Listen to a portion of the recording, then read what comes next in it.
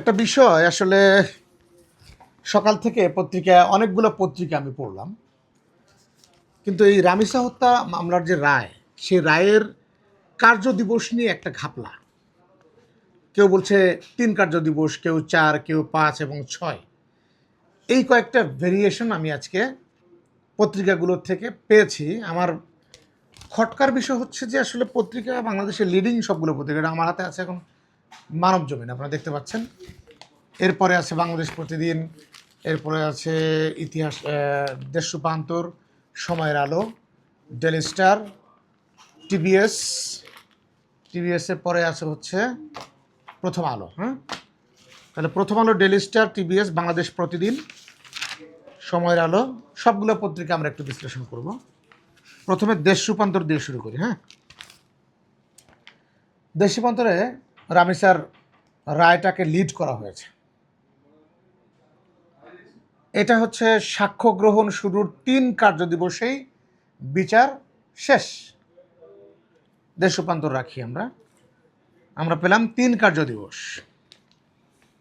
বাংলাদেশ প্রতিদিন ৬ কর্মদিবসের রায়ের রেকর্ড। একটা বলা হচ্ছে ৩ কার্য দিবস লিড করা, আর একটায় এটাও লিড, এখানে ৪ কলামে লিড এটা, সেখানে লেখা আছে যে ৬ কর্মদিবসের রায়ের রেকর্ড। যদিও আরেকটা পত্রিকা যদি আমরা দেখি, মানব জমিন ট্যাবলয়েড, তারা বলছে ৭২ ঘন্টার মাথায় ডিএনএ ও শ্রোতা রিপোর্ট জমা, ৪ দিনের মাথায় অভিযোগপত্র গঠন, এবং এরাও বলছে যে ৪ কার্য দিবসের মধ্যে রিপোর্ট, রায়, ৪ কার্য দিবসের মধ্যে রায়। এবার আমরা সময়ের আলো একটু দেখি। সময়ের আলোতে বলা হচ্ছে যে সোহেল স্বপ্না দম্পতি মৃত্যুদণ্ড, এরা বলছে কার্য দিবসের ইয়াটা এরা এখানে শুরুতে নিয়ে আসেনি, শুরুতে নেই। তাহলে আমরা একটু, এটা আমি পড়েছি, এটা এরা ৪ কার্য দিবসই লিখেছে। ডেলি স্টার সোহেল স্বপ্না, এখানে Sohel Swapna sentence to death, trial completed in 4 working days, এরাও ৪ কার্য দিবসের কথা বলেছে। এরপর টিবিএসেও আমরা দেখলাম হচ্ছে Sohel Swapna sentence to death in রামিসার রেপ মার্ডার কেস, এরাও বলেছে হচ্ছে 4 ওয়ার্কিং ডেজ, ৪ কার্য দিবস। এরপর আসি যাচ্ছে আমরা প্রথম আলোতে বলা হচ্ছে ৪ কার্য দিবস। তাহলে ৪, ৩, ৬ এই ৩টা আমরা পেলাম।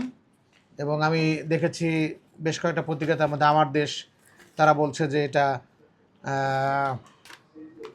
এটা করা হয়েছে আমার দেশ বলছে যে ৫ কার্য দিবস। তার মানে ৩, ৪, ৫, ৬, মানে বাংলাদেশের সবগুলোই লিডিং পত্রিকা, তাদের মধ্যে কার্য দিবসের যে এই যে গরমিল, তথ্যের গরমিল, এটা কেন? আমার যেটা মনে হয়েছে যে আসলে রাষ্ট্রযন্ত্রকে খুশি করার জন্য গণমাধ্যম দেখানোর চেষ্টা করেছে যে কত দ্রুত সরকার এই কাজটি করে ফেলেছে, কিন্তু বাস্তবতা হচ্ছে এটি এত ফলাও করে প্রচার করার কোনো দরকার ছিল না। আপনারা জানেন যে 2020 সালে বাগেরহাটে একটি ধর্ষণের মামলার বিচারের রায় ৪ কার্য দিবসে শেষ হয় 2020 সালে। তার মানে এটা একটা রেকর্ড। ওই রেকর্ডকে পেছনে ফেলার জন্য সম্ভবত এরা ৩ কার্য দিবসেই এই বিচার শেষ হয়েছে বলে, যেহেতু পরিসংখ্যান তারা দিয়ে শুরু করেছে, তার মানে ওই বাগেরহাটের 2020 সালে যে ধর্ষণ মামলা, সেটিকে পেছনে ফেলার জন্য এরা শিরোনাম করেছে ৩ কার্য দিবস শেষ। 2025 আপনারা জানেন যে ইন্টারিম গভর্নমেন্টের সময়ে শিশু আসিয়া, এই মর্মান্তিক ঘটনাটি ঘটেছিল মাগুরায়। আসিয়া ধর্ষণ ও হত্যা মামলা শেষ হতে সময় লেগেছিল 13 কার্য দিবস। এখন প্রশ্ন হচ্ছে যে এত গরমিল কেন? গণমাধ্যমের কাজ সমাজে রাষ্ট্রের গঠনমূলক সমালোচনা করা, এবং রাষ্ট্রকে একটি সুন্দর পথে রাষ্ট্র যাতে ভুল পথে পরিচালিত না হয়, সেই জায়গাটিকে বারবার রাষ্ট্রকে মনে করিয়ে দেয়া। যেমন রাষ্ট্র খুব নিয়ম মানছে, নিয়ম অনুযায়ী চলছে, ইটস ওকে, তাহলে গণমাধ্যমে আসলে কোনো কাজ নেই। যদি কোনো ব্যত্যয় ঘটে, ধরেন কোনো অনিয়ম, দুর্নীতি, এরকম ঘটনা যদি ঘটছে সমাজে, ঘুষ, সুদ, এরপর হারাম হালাল, এগুলো নিয়ে আসলে গণমাধ্যমের কাজ করা উচিত। সেই কাজগুলোকে গণমাধ্যম করছে, একেবারেই করছে না তা বলবো না, কিছু দুই একটা পত্রিকা হয়তো তাদের নিজেদের কাটতি জনপ্রিয়তা ধরে রাখার জন্য করছে, কিন্তু বাস্তবিক অর্থেই গণমাধ্যম যে কারণে প্রতিষ্ঠিত বা গণমাধ্যম যে কারণে গড়ে উঠেছে বাংলাদেশে, সেই পারপাসটা আলটিমেট সার্ভ করা যাচ্ছে না।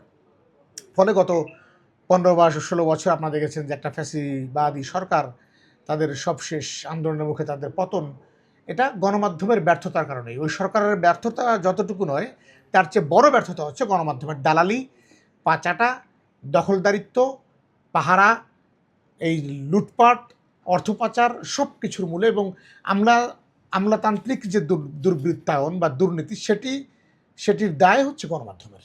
কারণ গণমাধ্যমের যা করা উচিত, যে দায়িত্ব নেওয়া উচিত, সেটি তারা করেনি, যেটি এখনও দেখা যাচ্ছে যে তেলবাজির সর্বোচ্চ লেভেলে গণমাধ্যম কাজ করছে, এবং সবগুলো শিরোনামই হয়েছে রাষ্ট্রযন্ত্রকে খুশি করার জন্য। এটি হতে পারে না। সবাই ভালো থাকবেন।